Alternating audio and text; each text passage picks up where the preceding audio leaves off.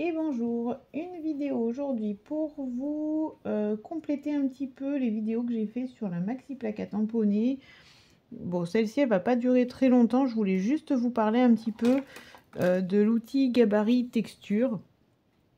J'en ai déjà un petit peu parlé succinctement dans ma vidéo de présentation, donc je vais pas en dire bien plus, je vais juste vous faire une petite démo avec les gabarits cascades pour vous montrer que c'est quand même assez pratique dans le sens où eh ben, on va être vraiment plus précis au niveau de la position des gabarits texture, et on va pouvoir surtout enlever notre gabarit texture en étant sûr de pouvoir se repositionner pile poil au bon endroit. Un peu comme en fait la fonction de tamponnage où quand on n'a pas assez d'encre, on va pouvoir venir remettre de l'encre sur le tampon, retamponner. C'est la même chose pour les gabarits texture avec cet outil-là. Ce qu'on n'avait pas forcément avant, puisque on le fixait avec du scotch et que des fois, c'était un petit peu compliqué de venir se remettre exactement sur nos motifs. Si malheureusement on bougeait, c'était compliqué de venir se remettre complètement sur les motifs. Donc cet outil-là, il nous permet quand même d'avoir cette fonction-là, c'est de pouvoir toujours être positionné correctement. Donc, on peut l'utiliser directement comme ça, comme je vous l'avais expliqué dans l'autre vidéo.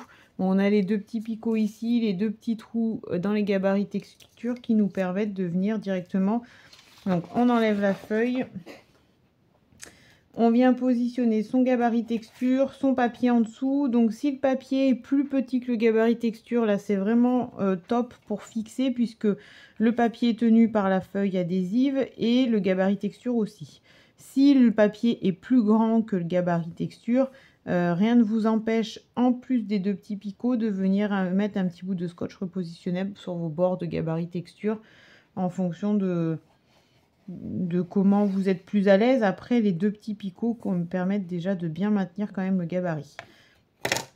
Et donc là, on peut enlever le gabarit, le papier bouge pas, et on peut venir le repositionner autant de fois qu'on veut sans que ça ait bougé. Le petit outil ici, il va lui nous permettre en fait de pouvoir venir bouger en termes de surface. Donc là, imaginons que vous avez une page 30 par 30, vous venez la positionner sur votre plaque et en fonction en fait de où vous allez vouloir faire votre motif, vous allez pouvoir en fait positionner votre gabarit texture où vous voulez, parce que vous pouvez le bouger et dans la longueur et dans la largeur. Donc ça vient quand même couvrir une assez large surface pour vous permettre de pouvoir venir positionner le gabarit là où vous en avez envie et de venir ancrer directement sur vos pages. Voilà essentiellement la fonctionnalité de cet outil-là. Je vais vous montrer un petit peu, enfin je vais juste vous montrer rapidement avec un gabarit cascade.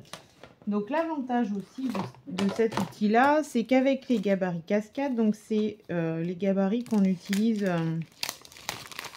on a 3 gabarits qu'on vient superposer. Ils ont chacun un motif différent.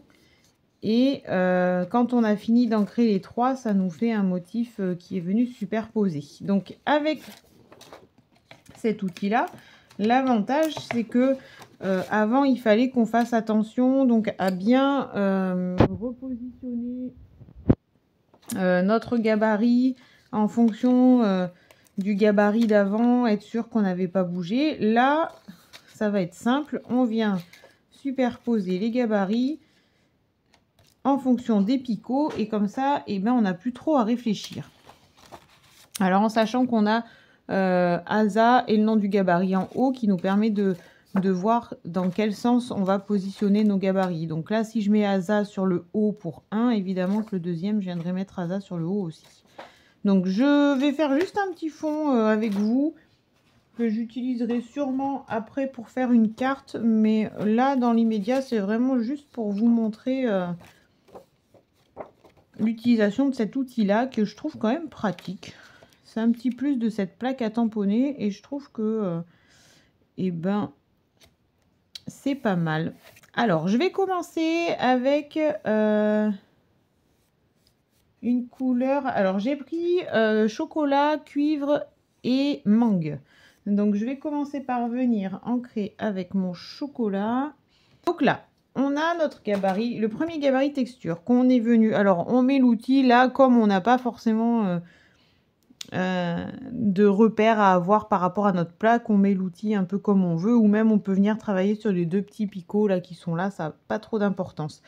J'ai positionné mon premier gabarit, je suis venue glisser mon papier en dessous et là je vais donc ancrer, donc Asa est là et donc sur les gabarits cascade on a à chaque fois un numéro 1, 2, 3, donc on commence bien sûr par le 1, le 2 puis le 3. Donc là j'ai positionné le 1, je viens ancrer en chocolat. Alors après, en fonction de, voilà, si vous voulez que ce soit foncé ou pas, bien sûr, vous rajoutez de la couleur.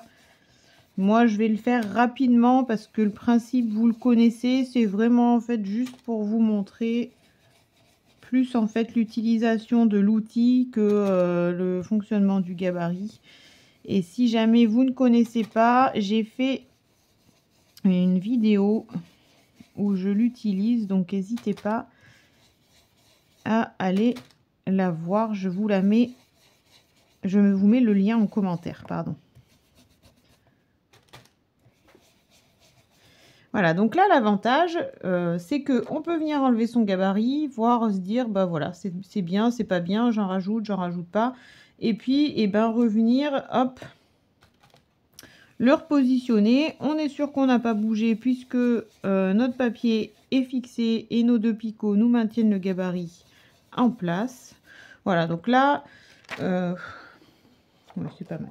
Je vais pas en rajouter plus, comme je vous dis, le but c'est pas que la vidéo elle dure trop longtemps, et puis surtout voilà, l'utilisation des gabarits, enfin c'est pas l'objet de la vidéo, on va dire. Donc là je repositionne mon deuxième gabarit, donc sur mes 2 petits picots, gabarit le 2, et je viens ancrer ma deuxième couleur. Donc là j'ai pris du caramel, du cuivre, pardon. Donc je viens passer sur la totalité de mon gabarit.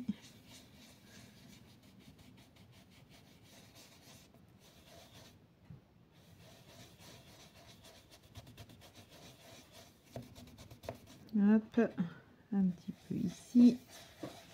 Donc vous voyez que là, mon gabarit, mon papier est plus grand que mon gabarit, et sur les bords il est de la même taille. Donc mon gabarit en fait il est tenu uniquement par les 2 picots, et ben c'est largement en fait suffisant. Moi j'ai l'impression, vous pouvez le maintenir un petit peu avec les doigts quand vous ancrez, c'est ce que je fais. En plus on a tendance de toute façon à le faire.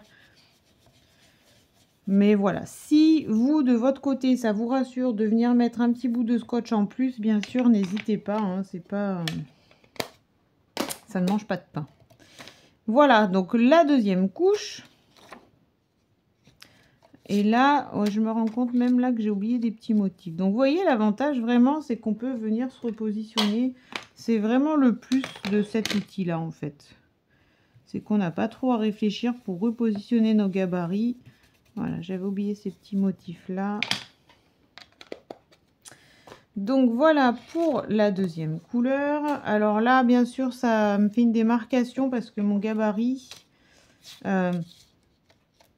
est plus petit que mon papier, mais de toute façon, après, je le recouperai en fonction de ce que vous voulez faire. Il faut bien réfléchir à comment va votre bord du gabarit. Et donc, le gabarit numéro 3 que je viens positionner donc dans le même sens que les autres, hop, je le pose dessus et je vais venir ancrer ma troisième couleur qui est du mangue.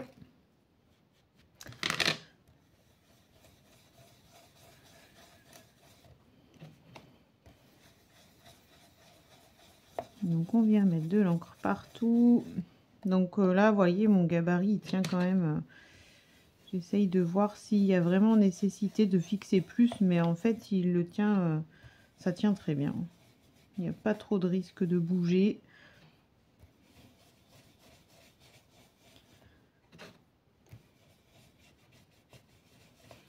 Donc je viens mettre ma troisième couleur.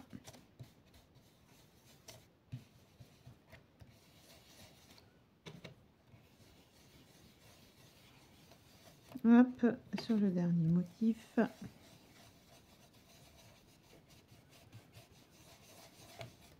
Et voilà. Et donc là, une fois que j'ai mis mes 3 couleurs, j'enlève mon gabarit et voilà ce que ça donne.